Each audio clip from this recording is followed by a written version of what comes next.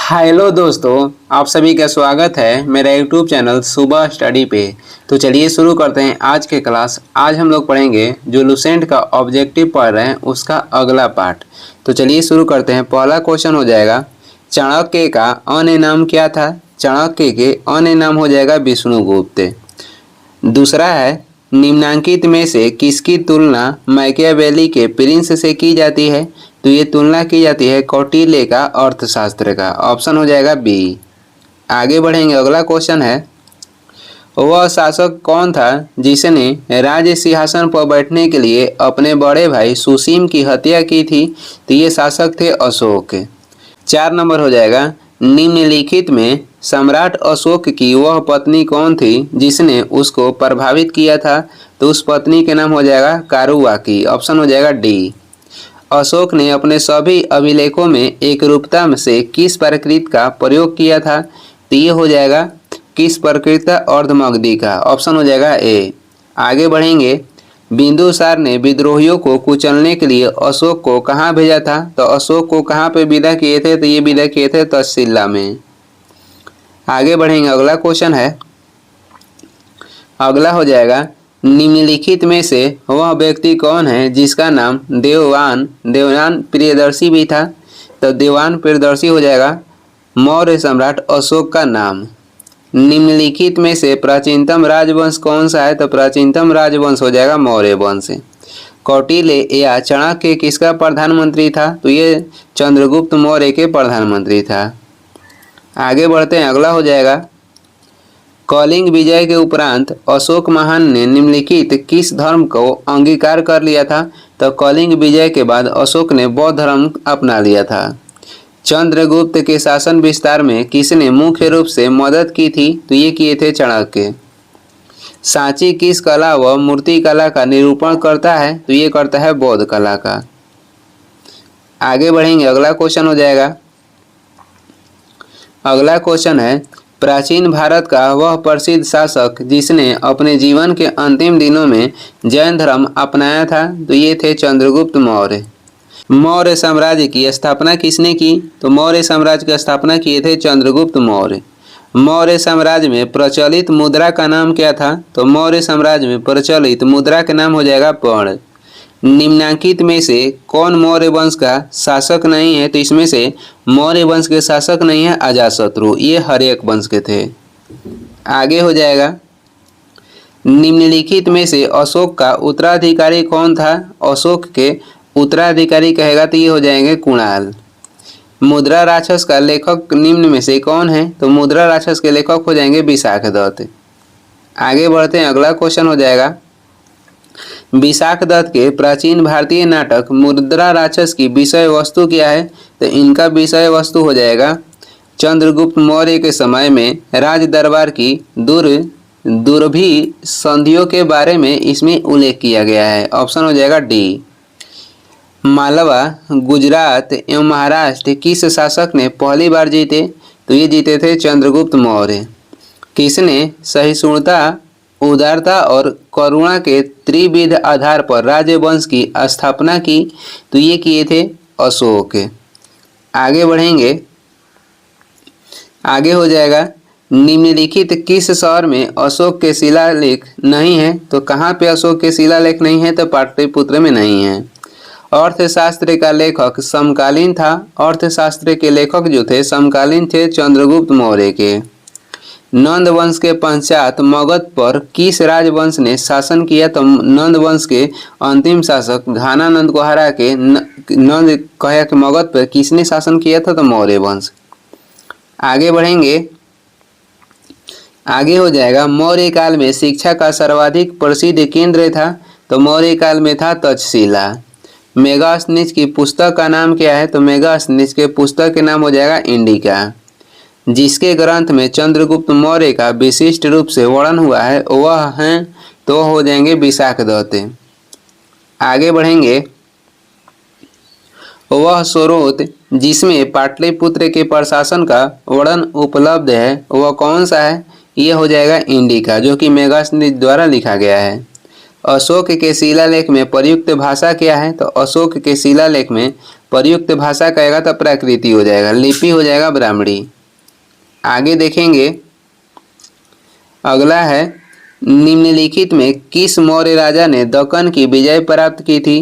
तो दक्कन की विजय कौन प्राप्त किए थे? चंद्रगुप्त मौर्य। मेगास्थनीज ने भारतीय समाज को कितनी श्रेणियों में विभाजित किया था? तो ये किए थे 7 श्रेणी में। कौटिल्य के अर्थशास्त्र में किस पहलू पर प्रकाश डाला गया है? तो ये डाला गया है राजनीतिक नीतियाँ पे, ऑप्शन हो जाएगा बी। आगे बढ़ते हैं, अगला क्वेश्चन हो जाएगा, आगे देखेंगे 33 नंबर है, निम्न में से कौन सा क्षेत्र अशोक के साम्राज्य में सम्मिलित नहीं था? अशोक के साम्राज्य में कौन सम्मिलित नहीं था? तो श्रीलंका।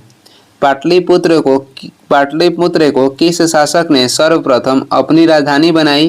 तो ये बनाए थे चंद्रगुप्त मौर्य। पाटलिपुत्र में स्थित चंद्रगुप्त का महल मुख्ता बना था? तो मुख्ता बना था लकड़ी का। आगे बढ़ते हैं, आगे हो जाएगा, बराबर जो कि गया जिले में स्थित है, बराबर की गुफाओं का उपयोग किसने आश्रय गृह के रूप में किया? तो ये किए थे आजीविकों ने। किस अभिलेख से यह साबित होता है कि चंद्रगुप्त का प्रभाव पश्चिमी भारत तक फैला हुआ था? किस अभिलेख से यह साबित होता है कि चंद्रगुप्त का प्रभाव पश्चिमी भारत तक फैला हुआ था? तो ये अभिलेख हो जाएगा रुद्रदमन का जूनागढ़ अभिलेख, ऑप्शन हो जाएगा सी। आगे बढ़ते हैं, केवल वह स्तंभ जिसमें अशोक ने स्वयं को मगध का सम्राट बताया? तो ये स्तंभ हो जाएगा भाब्रू स्तंभ, ऑप्शन हो जाएगा डी। अगला क्वेश्चन में सूची 1 को सूची 2 के साथ मिलान करना है। चंद्रगुप्त मौर्य को क्या कहा जाता था? तो इन्हें कहा जाता था सेंड्रोकोटस। बिंदुसार के क्या बोलते थे? तो अमित्रघात। बिंदुसार का उपनाम कहेगा तो अमित्रघात हो जाएगा। अशोक के हो जाएगा प्रियदर्शी। चाणक्य के हो जाएगा विष्णुगुप्त। आगे बढ़ते हैं, अगला हो जाएगा, प्रथम भारतीय साम्राज्य स्थापित किया गया? तो ये किया गया था चंद्रगुप्त मौर्य के द्वारा। उत्तरांचल में अशोक का एक शिलालेख स्थित है। उत्तरांचल में अशोक के एक शिलालेख कहाँ पे स्थित है? तो कालसी में, ऑप्शन हो जाएगा बी। सांची का स्तूप किसने बनवाया? सांची का स्तूप बनवाए थे अशोक। आगे बढ़ते हैं, अगला हो जाएगा, अशोक के शिलालेखों को पढ़ने वाला प्रथम अंग्रेज कौन था? तो अशोक के शिलालेख को पढ़ने वाला प्रथम अंग्रेज हो जाएंगे जेम्स प्रिंसिपे, और ये पढ़े थे 1837 में। खोज किए थे टी पैंथलर कब? तो 1750 में खोज किए थे टी पैंथलर, और पहली बार पढ़े थे जेम्स प्रिंसिपे 1837 में। 44 नंबर क्वेश्चन देखेंगे, कलिंग युद्ध की विजय तथा क्षत्रियों का वर्णन अशोक के किस शिलालेख में है? तो ये हो जाएगा शिलालेख 13वां, जिसमें कलिंग युद्ध का उल्लेख किया गया है। प्रसिद्ध यूनानी राजदूत मेगास्थनीज भारत के किसके दरबार में आए थे? मेगास्थनीज आए थे चंद्रगुप्त मौर्य के दरबार में। चंद्रगुप्त मौर्य ने सेल्यूकस को कब पराजित किया था? चंद्रगुप्त मौर्य ने सेल्यूकस को कहेगा कि सेल्यूकस निकोटर को कब पराजित किया था? तो 305 ईसा पूर्व में। आगे बढ़ेंगे, आगे हो जाएगा, निम्नलिखित में से कौन सा राजा प्रायः जनता के संपर्क में रहता था? तो ये थे जनता के संपर्क में अशोक। अशोक ने 261 ईसा पूर्व में कलिंग को जीतने के बाद क्या किया? तो भारी रक्तपात देखकर युद्ध की नीति को सदा के लिए त्याग दिया, ऑप्शन हो जाएगा सी। अशोक के अधिकांश अभिलेख किस भाषा व लिपि में है? तो अशोक के अधिकांश कह रहा है कि अभिलेख किस भाषा व लिपि में है? तो भाषा हो जाएगा प्राकृत भाषा और लिपि हो जाएगा ब्राह्मणी, ऑप्शन हो जाएगा ए। आगे बढ़ेंगे, किस ग्रंथ में चंद्रगुप्त मौर्य के लिए ब्रिसल शब्द का प्रयोग किया गया है? तो ब्रिसल शब्द के प्रयोग किया गया है चंद्रगुप्त मौर्य के लिए, तो ये किया गया है मुद्रा राक्षस में। मौर्य नरेश के बारे में निम्न में से कौन सा कथन सही है और उन्होंने विकास किया था? तो इसमें से कह रहा है कि कौन सा कथन सही है और उन्होंने विकास किया था? तो विकास किए थे संस्कृति, कला व साहित्य का, उसके बाद प्रांतीय विभाजन, और उसके बाद हिंदू कुश तक का साम्राज्य। तो इसमें हो जाएगा 1, 3, 4, ऑप्शन है डी। आगे बढ़ेंगे, अगला क्वेश्चन है, अशोक ने कलिंग को मौर्य साम्राज्य में जोड़ लिया था और कारण में दिया गया है कि कॉलिंग दक्षिणी भारत को आने वाले स्थलीय एवं समुद्री मार्गों को नियंत्रित करता था। तो इसमें ए और आर दोनों सही है तथा आर ए की सही व्याख्या भी करता है। अशोक के जो शिलालेख संगम राज्य के बारे में हमें बताते हैं उनमें शामिल है, तो उसमें शामिल है दूसरा और 13वां, ऑप्शन हो जाएगा सी। आगे बढ़ेंगे, 54 नंबर क्वेश्चन हो जाएगा, अशोक के राज्योदेशों के अनुसार धार्मिक निष्ठा की अपेक्षा जनता के मध्य सामाजिक समरसता अधिक महत्वपूर्ण थी। कथन आर में दिया गया है, उसने धर्म संवर्धन के स्थान पर समता के विचारों का प्रसार किया। तो इसमें से दोनों सही है और आर ए की सही व्याख्या भी करता है, ऑप्शन हो जाएगा ए। निम्नलिखित में से किस राज्य देश में अशोक के व्यक्तिगत नाम अशोक का उल्लेख मिलता है? तो अशोक के करा के नाम अशोक किस में मिलता है? तो मास्की अभिलेख में, ऑप्शन हो जाएगा डी, मास्की और गुर्जरा अभिलेख में। आगे बढ़ते हैं, अगला हो जाएगा, निम्नलिखित वक्तव्यों में है कौन सा एक वक्तव्य अशोक के प्रस्तर स्तंभों के बारे में गलत है? तो इसमें से गलत हो जाएगा, ये स्थापत्य संरचना के भाग हैं, यही गलत है। बाकी इन पर बढ़िया पॉलिश है, ये अखंड है और स्तंभों का शेफ्ट सुंडाकार है, ये तीनों क्या है? तो सही है। श्रीनगर की स्थापना किस मौर्य शासक ने की थी? श्रीनगर की स्थापना किए थे अशोक ने। आगे बढ़ेंगे, अगला है, आगे में सूची 1 को सूची 2 के साथ सुमिलित करना है। सूची 1 में प्रांत दिया गया है और सूची 2 में दिया गया है उसकी राजधानी। तो देखते हैं, उत्तरापथ प्रांत की राजधानी कहाँ थी? तो उत्तरापथ प्रांत की राजधानी थी तक्षशिला। दक्षिणापथ प्रांत की राजधानी हो जाएगा सुवर्णगिरी और अवंती राष्ट्र प्रांत की राजधानी हो जाएगा उज्जैनी और प्राची यानी कि पूर्वी प्रदेश प्रांत की राजधानी हो जाएगा पाटलिपुत्र, इसमें हो जाएगा ए। आगे बढ़ेंगे, किस ग्रंथ में शूद्रों के लिए आर्य शब्द का प्रयोग हुआ है? तो शूद्र के लिए आर्य शब्द के प्रयोग हुआ है अर्थशास्त्र में। किसमें? तो अर्थशास्त्र में। अशोक ने अपने राज्याभिषेक के चौथे वर्ष में नृग्रोथ के प्रभाव से प्रभावित होकर किससे बौद्ध धर्म की दीक्षा ली? तो ये अशोक बौद्ध धर्म की दीक्षा लिए थे उपगुप्त से। किसने पाटलिपुत्र को पोलिब्रोथा कहा था? तो पाटलिपुत्र को पोलिब्रोथा किसने कहा? तो ये कहे थे मेगास्थनीज। आगे बढ़ेंगे, आगे हो जाएगा, मौर्य काल में एग्रेनोमाई किसे कहा जाता था? मौर्य काल में एग्रेनोमाई कहा जाता था सड़क निर्माण अधिकारी को। मौर्य काल में गुप्तचरों का क्या कहा जाता था? गुप्तचर को कहा जाता था गूढ़ पुरुष, ऑप्शन हो जाएगा ए। आगे बढ़ते हैं, किस श्रीलंकाई शासक ने अपने आप को मौर्य सम्राट अशोक के आदर्शों अनुरूप ढालने की कोशिश की? तो ये कौन थे? तो ये शासक हो जाएंगे 30, ऑप्शन हो जाएगा सी। आगे बढ़ेंगे, किस जैन ग्रंथ में चंद्रगुप्त मौर्य के जैन धर्म अपनाने का उल्लेख मिलता है? तो ये ग्रंथ हो जाएगा परिशिष्ट पर्वन, ऑप्शन हो जाएगा बी। किस महीने से मौर्य का राजकोषीय वर्ष आरंभ होता है? आषाढ़ महीने से, जिसको जुलाई भी बोलते हैं। आगे बढ़ते हैं, अगला क्वेश्चन हो जाएगा, निम्नलिखित में किन किन दक्षिण भारतीय जातियों का उल्लेख अशोक के शिलालेख में किया गया है? तो ये जाति हो जाएंगे चोल, उसके बाद पांडव, उसके बाद सतीय पुत्र और उसके बाद हो जाएंगे केरल पुत्र। तो ये हो जाएगा ऑप्शन ए। कौन कौन थे? तो चोल, पांडव, सतीय पुत्र और केरल पुत्र। आगे बढ़ते हैं, अशोक के बारे में जानने के लिए सबसे महत्वपूर्ण स्रोत क्या है? तो ये हो जाएगा शिलालेख। आगे बढ़ेंगे, अशोक के काल में कौन सी लिपि दक्षिण भारत में परिवर्तित हुई थी? तो दक्षिण भारत में परिवर्तित हुई थी लिपि ब्राह्मणी लिपि। अशोक का अभिलेख भारतीय उपमहाद्वीप के बाहर भी पाया गया है। निम्नलिखित में किस देश में यह पाया गया है? तो ये पाया गया है अफगानिस्तान में। आगे बढ़ते हैं, अगला क्वेश्चन हो जाएगा,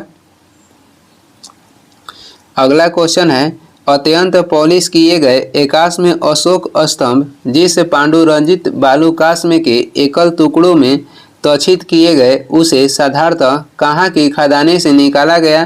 तो ये निकाला गया है मिर्ज़ापुर के समीप चुनार से। भारतीय लिखने की कला नहीं जानते, यह कह रहा है कि किसकी युक्ति है?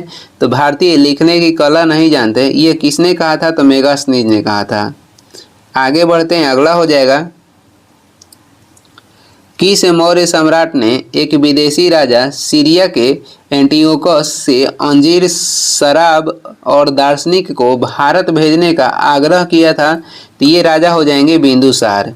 अशोक द्वारा कलिंग पर चढ़ाई की जानकारी के लिए कौन सा सबसे महत्वपूर्ण स्रोत है? तो इनका 13वां बृहत शिलालेख है। बिंदुसार की मृत्यु के समय अशोक एक प्रांत का गवर्नर था। इस प्रांत की पहचान करें तो अशोक उस समय कहाँ के गवर्नर थे? तो उज्जैन के। आगे देखेंगे, आगे हो जाएगा, किस शिलालेख में अशोक ने घोषणा की है कि सभी मनुष्य मेरे बच्चे हैं? तो ये घोषणा किए हैं पृथक कलिंग शिलालेख में। कौन सी घोषणा युद्ध और हिंसा के प्रति अशोक के आंतरिक दुख को स्पष्ट करता है? तो ये हो जाएगा कलिंग का पृथक शिलालेख है। आगे बढ़ेंगे, अगला क्वेश्चन हो जाएगा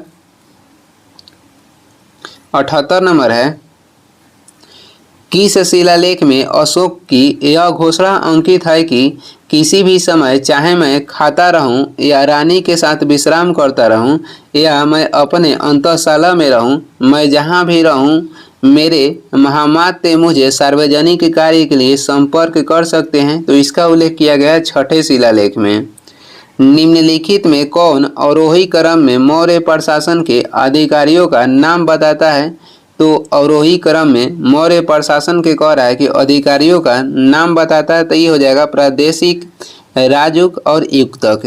प्रादेशिक, राजुक और युक्तक ऑप्शन हो जाएगा ए। आगे बढ़ेंगे, अगला क्वेश्चन हो जाएगा 80 है, बिष्टि है। बिष्टि क्या है? तो बिष्टि बेगारी है, ऑप्शन हो जाएगा बी।